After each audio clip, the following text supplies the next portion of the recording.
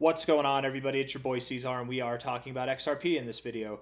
Before we get into the standard stuff, before we get into the price action and chart discussion and stuff like that, I'd like to go over some things that I think are relatively interesting news articles that could pertain to the price action over the coming days and weeks ahead. So if that sounds good to you, hit the like button, subscribe if you want to see more content like this, and let's get into it, my friends. So again, before we get into the charts, let's go over some of this stuff here. Ripple CEO Brad Garlinghouse identifies XRP ledger's final barrier to massive adoption by big banks. You would never guess what it is unless you're aware of what he said. What is that massive barrier? It's crazy. It's crazy, the world we live in, but it makes so much sense that they would want this. You know what that massive barrier is? His one-worded reply, right? In a recent exchange with XRP validator known as VetXO, Garlinghouse was asked what would make institutions comfortable using XRPL for transactions. His one-word reply, privacy. Privacy. Of course the banks want privacy, right? They want access to your information, but they don't want you to have access to their information. Banks want privacy because of potentially nefarious things as well. Of course they do. Of course they do. This statement underscores a new focus for Ripple, which is pretty cool, right? In crypto, what's crazy is, and with Zcash, with this announcement here, and even with Monero breaking out, there's clearly a demand for privacy tokens. There's clearly a demand, and for a long time in crypto, we assumed that privacy tokens would never be adopted by institutions at all. But this is what they want. This is what they want. Of course, it's what they want. Shady business practices, shady deals, all kinds of nefarious things that can take place with big banks and local governments. Of course, they want privacy. Of course, they do. How else are they going to siphon off your tax money for their own benefit? Well, maybe not banks, but governments. Anyways, I think it's pretty cool. I think that's pretty cool. What was I going to say other than this? I don't think I have anything else to add with this. Just that privacy might be a focus that XRPL is gearing toward, which might, if XRP, the number 3 crypto, is expected to perform well this cycle and is expected to be kind of a leader of the markets, if it starts focusing on privacy, that might generate a kind of privacy coin craze. We might see privacy coins start to really take off. This next article, XRP sees highest retail FUD since Trump tariffs. Is a major sell-off next. So the reason why, at least the reason why I believe all this FUD is taking place with XRP, and I'm not even really aware of it, right? Like I don't hear any of this FUD, but it's out there, I'm sure.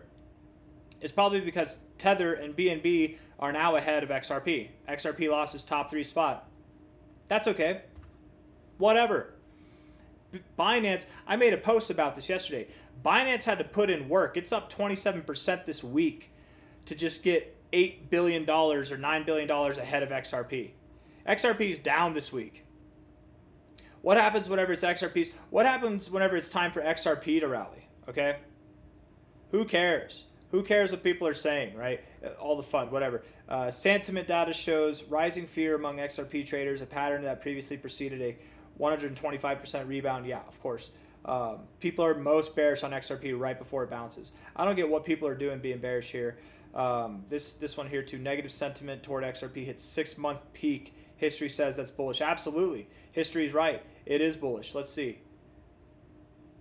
September 17th, bull versus bear ratio. We were very bullish, right? September 17th here, and we moved down, right? ETF, spot ETF came out on the 18th. September 17th was bullish as hell, and we dropped. Now we're like on the complete inverse. We're all the way, look, we were close to the top here. We're close to the bottom here. We're at a bouncing point. We're clearly at a point where we're going to bounce.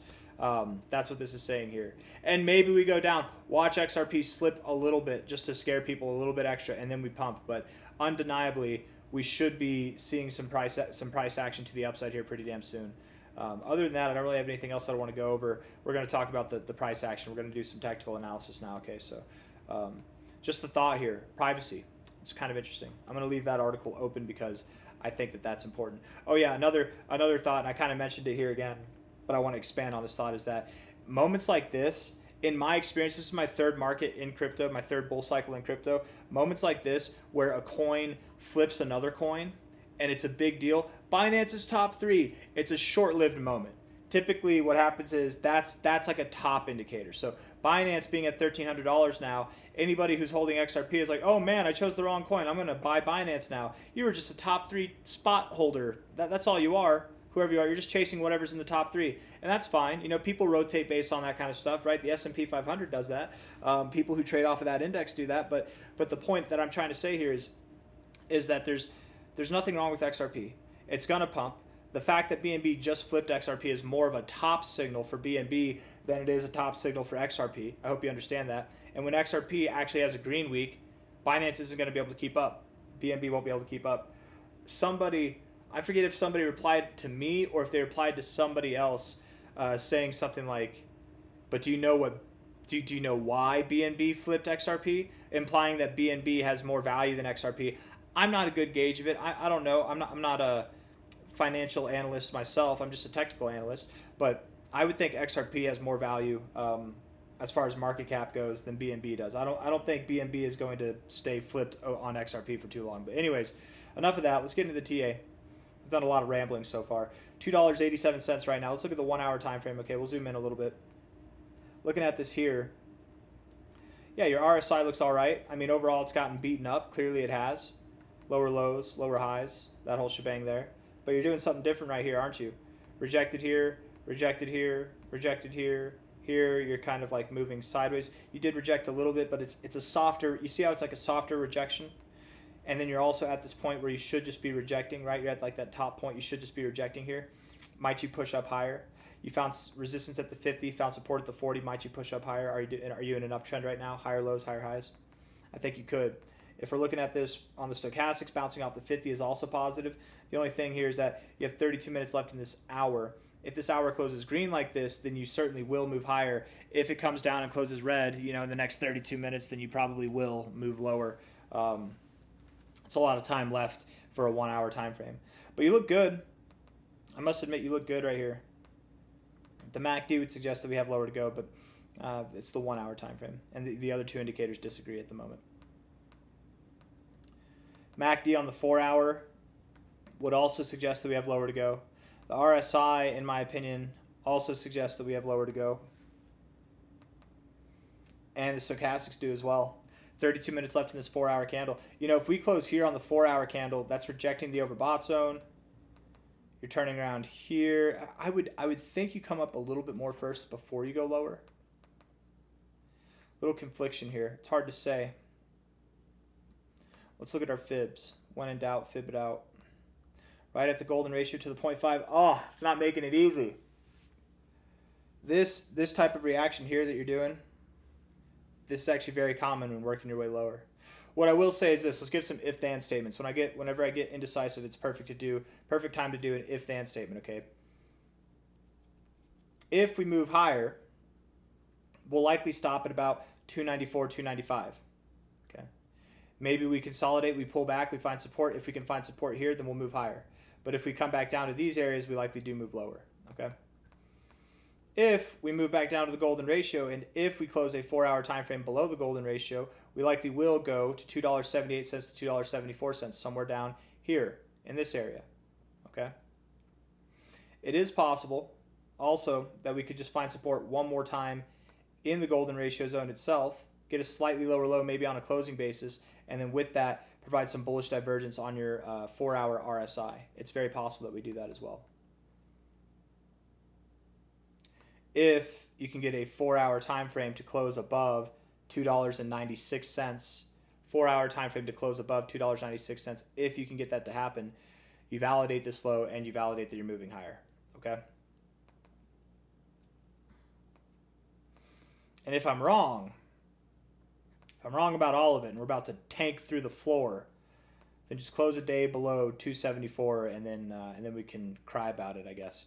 And that's okay. As soon as you break through, that's whenever you'll rip, right? As soon as you get that lower low, that's whenever you'll rip. But I doubt you're going to get that lower low. You're probably closer to a low now, but something tells me we do have a little bit lower to go. I'm under the impression right now, just speaking from the heart, I believe we will see a $2.78 to $2.74 price. But again, prove me wrong. Just close above 296 on a daily basis. Do that, and then I'm wrong, right? And that's 10 cents. That's not even 10 cents away from here. we miss out on 10 cents, then you flip bullish there. You're bullish for the rest of the run. It's fine, right? Risk management. Daily time frame.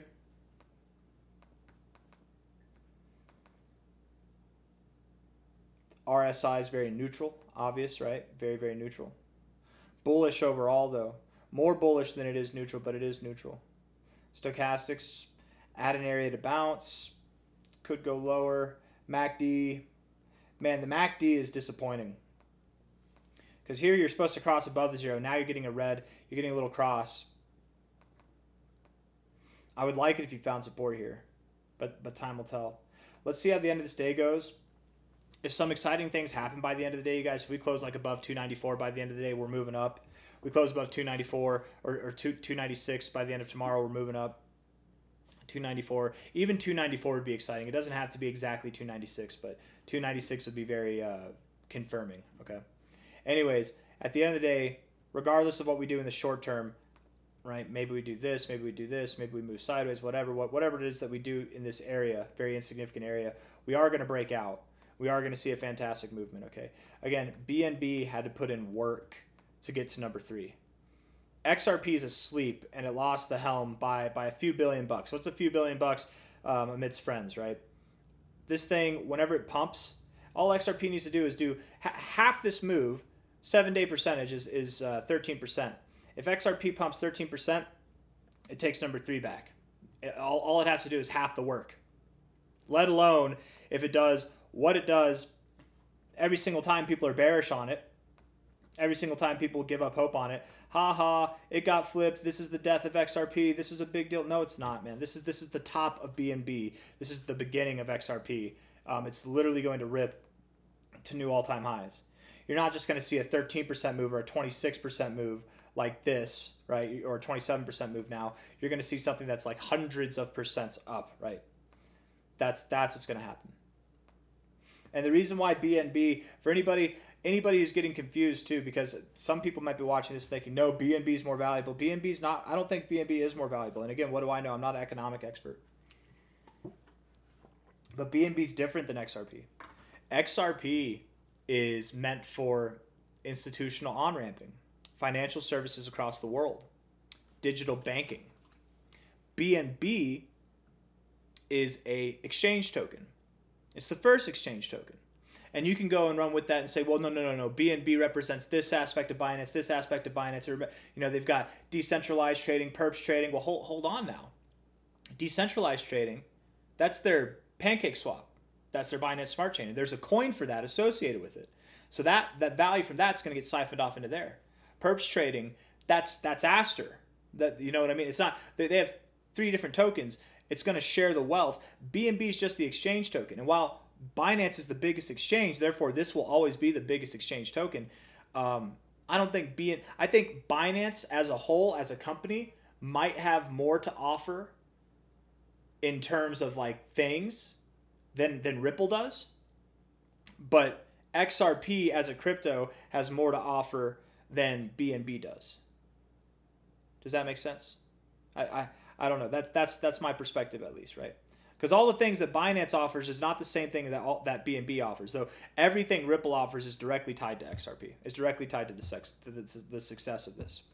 Anyways, XRP, you guys, whenever, and I say that technically XRP is not, they even say it in the disclosure, it's not associated with Ripple necessarily, but XRP is the fuel to the XRP ledger, to the whole ecosystem that they're building out, to the whole blockchain. Like it literally, it's the fuel. It might not be directly tied to Ripple, but yes, it is. Maybe for like a legal standpoint, it's not. But anyways, from a high to a low, getting caught up in the semantics here.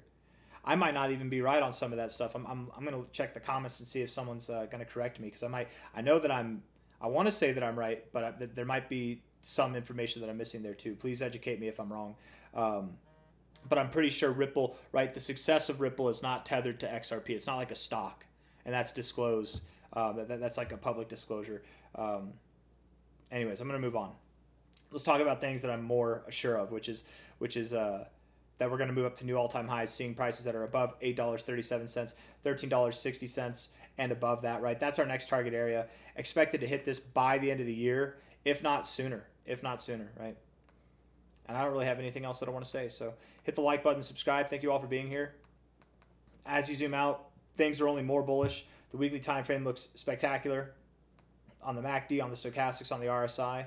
Just have some patience, have some faith. This formation is anything but bearish, you guys. If you're part of any of the people who are bearish on XRP all of a sudden, just go to bed, wake up later, you'll be fine. Take care, hit the like button, subscribe. Thank you all. Bye-bye.